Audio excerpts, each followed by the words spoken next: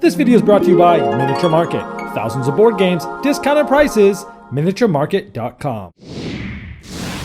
Hello my friends, it's the Game Boy Geek here. Today we're gonna be spies. We're gonna be flying all around Europe. We're gonna be listening to tapes and trying to eavesdrop on people's conversations. We're gonna get the binoculars out. We're gonna be spying on people because we need intel to be able to complete missions in Covert. This is a 2 to 4 player game, plays in 45 minutes to about 90 minutes. And so we're gonna take a look right now. I'm gonna show you an overview, then I'll see you on the side for my final thoughts.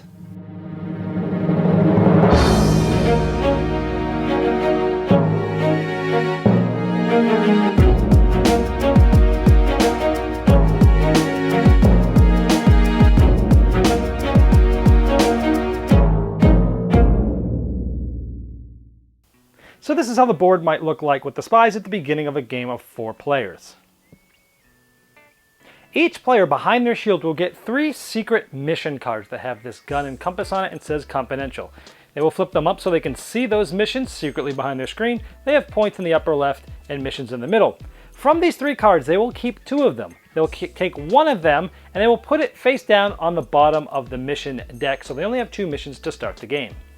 Each player will then receive 2 code cards. They look like this on one side, they all have 2 points, but when you flip them over it looks like codes. Each player is going to get 2 of them secretly behind their shield, code side up. Now to determine the first player order, people roll their dice, and whoever has the most number of the single value. So in this case I have 2 dice that are 4s, 2 that 6s, so I have a value of 2. Whoever has the most single value goes first. If it's tied, it's the total number of the dice added together. Or alternatively, whoever says, "I am a super secret super spy," in the best Sean Connery voice goes first. Each round goes through 3 phases: roll and place dice, break codes, dice resolution. We're going to go through the roll and place dice now. Now all the rules I'm going to tell you are the default rules, although there are some abilities and tokens that can break these rules that I might go over later. Now when you place dice, you start with that start player, and you're always going to place 1 die, and then it will go clockwise around the table. When you place a die, you can choose a few different spots. One is you can choose any one of these 4 different action spots. If you're the first person to place in that spot, you can place your die onto any of them as long as the number on your die matches up with the number. This is a number 4. I'm going to put my number 4 there. Now each space can only have 1 die in it. Now if anybody else, including me or my opponents, want to place here, they have to place adjacent. So they would either have to place a 3 or a 5. Now the next person there would have to place a 2 or a 5. And that's how you can put dice in these different action spots. I'll tell you what these do later, but this is just placing dice. Another place a die can be placed is in the code section. I'll go over what that does later. You can always place a die of any value in the special operations, and when you do so, you go into this bag and you secretly pull out one of these tokens, which will give you a special ability over the game. I'll go over those later. Now when it's your turn, if you have no dice to place, you can take the lowest turn order marker. But even if you have dice to place, you can decide for the rest of the round not to place any and then take the lowest. So this is sort of like turning in dice early to try to be able to go first over the next 2 phases of the round. And this dice placement phase continues until the last of the tokens have been taken for turn order. Now the next phase is break codes. This will go in turn order from the tokens that you had just taken. Now secretly, let's say I have this code here that I am trying to get completed, 615. Now when it's your turn to go here, you can move and swap any 2 adjacent ones, meaning I could swap this 5 with the 6.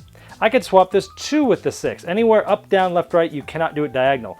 These also wrap. I could swap this 5 with this 6 or this 3 with this 2. But when looking at the code, they do not wrap. I couldn't go 6, 5, 6 here, but they do wrap for the use of swapping tiles. Now let's do this. I need 615, so you get to, by default, swap any 2 tiles that are adjacent. So I'm going to swap this 4 with the 1. I then can use a die that I placed here as a number. So I place this here, 615, 615. This is completed. This would have been secret behind my shield. It would then get flipped over and be placed in front of my shield so everyone knows what I have access to. This will be worth 2 points at the end, but we'll show you what you do with these later. Once that's done, I immediately remove this die for other people, and then everyone else in turn order would be able to do the same type of thing. Now you don't have to be able to collect something in order to change it because you may be changing it for future turns. After everyone has finished their code breaking phase, we then go to dice resolution phase, and once again it goes in token player order. By default, each player will take one die off of where they are and activate that spot, and you'll see the 4 different action spots here. Let's talk about what these do. So let's say it's green's turn, they're going to activate their die here. This is movement. They can actually take as many die as they want to off here. It says any number of die. For each die taken, you can move each of your agents up to 1 space. So if I take one of this now, I can move all 3 of my green agents up to 1 space. If I took 2 dice at once, I can move each agent up to 2 spaces. So let's say this green agent wanted to move 2 cities, 1, 2.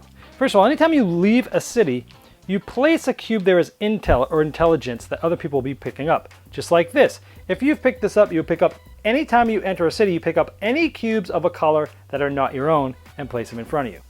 Now, if you don't have any cubes left, you don't place any. Now, anytime you get 2 intel cubes of the same player, wherever that person was in that picked up that last cube, they have to spend these 2 cubes, either give them back to the player, or if it's a 2-player game and this player's not there, they get removed from the game.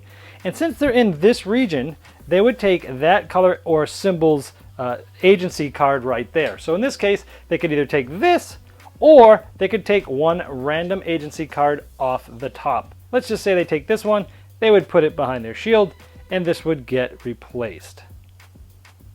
Now again, if I had taken both of these, I could move every agent up to 2. In this case, I had just moved 1. Also, if I just take 1 die, I can move all agents up to 1, and then later activate this one and move them all up to another one. It's flexible in that way.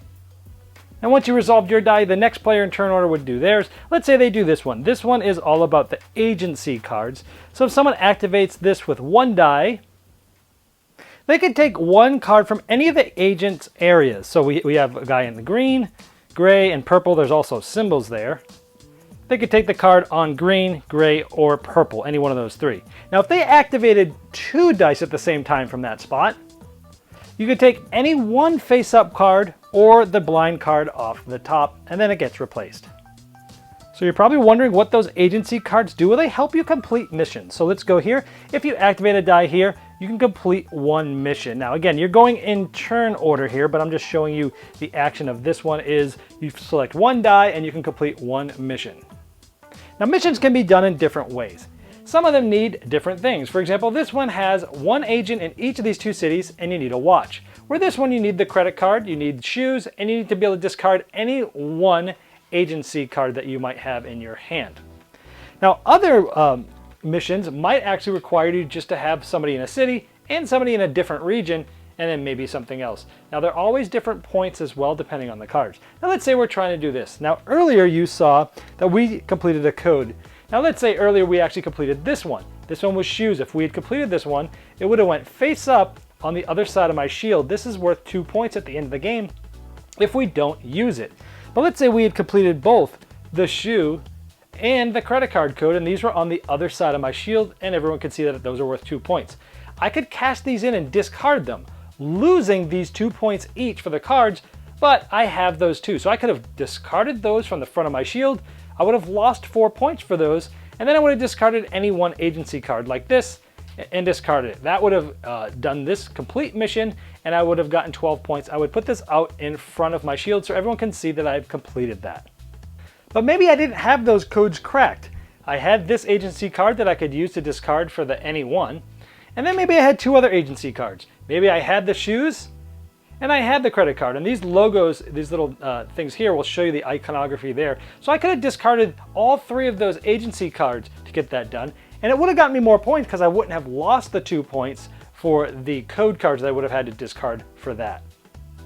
Now some mission cards actually have logos on the bottom of them. So if you have completed these missions, for the rest of the game, you for free can use these icons to finish other missions. This is a region and this is a gun. So for the rest of the game, you don't have to discard these. These are basically free items that you can use towards other missions, sort of like a little engine building there.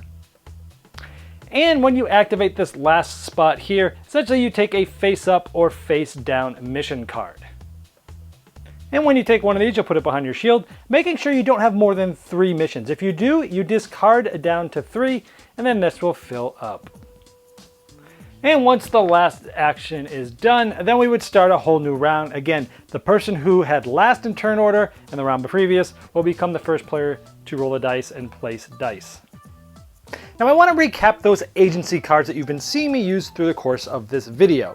Now these cards, first of all, you can only have a maximum of 7 of them in your hand at one time.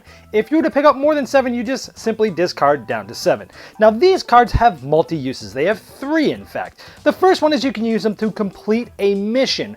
Now earlier we saw us do that. In this case, this would be a watch. That's a watch icon, which goes with the watch artwork on this. And you saw me earlier use these cards for completing missions.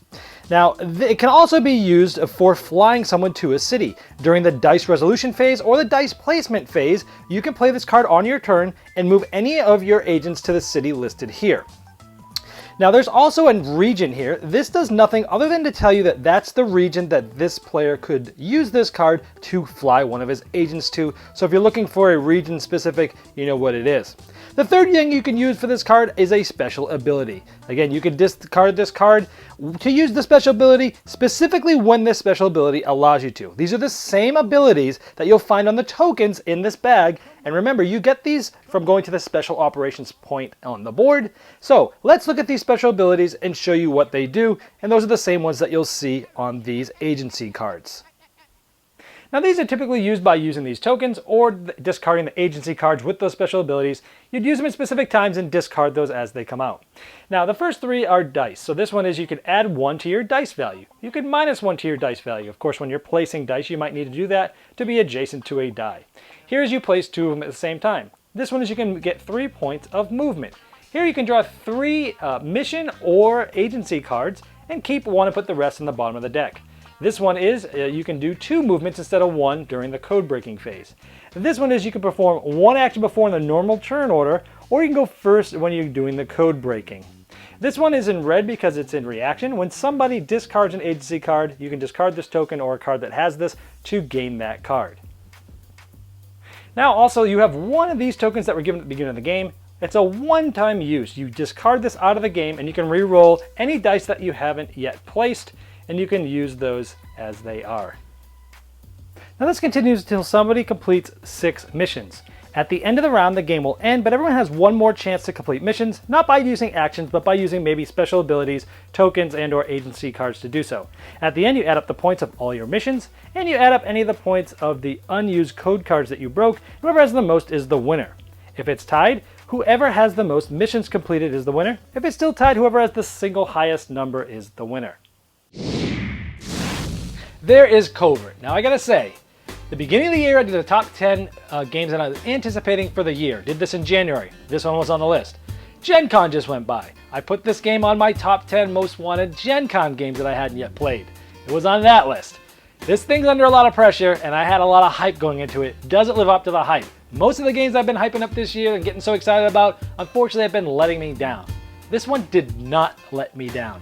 This game makes my brain very, very happy because it hurts it in a good way.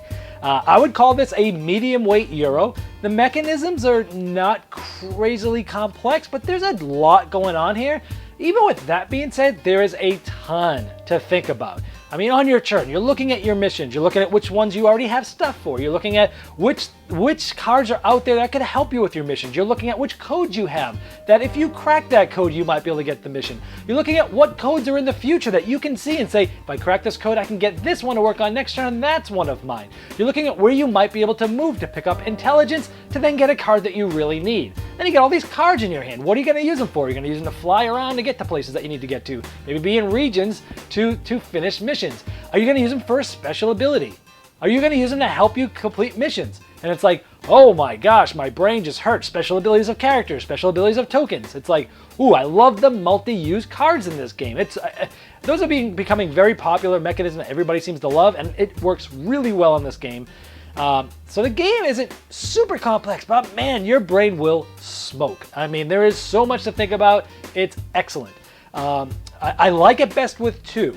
I really do, because now I don't typically have analysis paralysis or AP, but this game made me stop and think much longer than a normal game would. I wouldn't say I got AP, but man, This is not a game you're going to want to play with somebody that always gets AP, because there's a lot of thinking. Now granted, there's a lot of thinking that you'll be doing on your turn while they're thinking, but still. I like it best with 2. It's back and forth. The board scales well, even though it just starts off with some of that extra intel from the other players. It still scales really well with 2. It's back and forth. There's not that much, you're thinking a lot about your turn, and there's not as many more chances for somebody to take the card you want or change the code to a way that really screws you up. With 3 and 4 players, with 4 players especially, there's so much that can happen with your turn, and there's so many places you might not be able to go because dice are going where you want to go. So I think it's best at 2, but I wouldn't not play this game with 3 or 4, unless with the 4-player game I know someone has AP and I'd try to talk them into playing something else. But overall, excellent game, tons to think about, and it really is it's very puzzly. This is a puzzly game where every game's gonna feel different. You start in different spots, you get different missions, you got a different character with different abilities, the code's gonna be completely different, the cards you get are gonna be different, every game's different.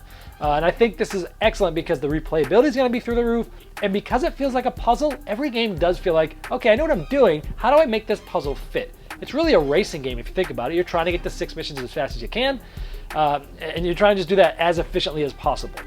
I love it has a little engine building element where you're putting the different mission cards. Some of them give you things for the rest of the game. Great design. Kane Klenko's been on an absolute roll lately with this and Fuse. And so has Renegade Game Studios. So I'm gushing over this game because I absolutely love it. And because of that, I'm going to induct this game into my gaming library. Let's do it properly with a saxophone serenade.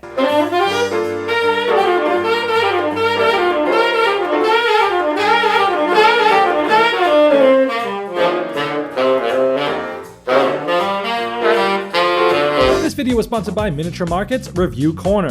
The Review Corner features podcasts, video, and written game reviews by gamers for gamers. Miniature Market, the online gaming superstore. Thousands of board games, discounted prices. Check them out at miniaturemarket.com. I'd like to thank each and every one of you for backing me on Kickstarter, making this season become a reality. I'd like to especially thank those here that have backed me at the credit level. Now, these video reviews are also available by audio on our podcast. It's the intros and the final thoughts on GameBoyGeek.com. Click podcast.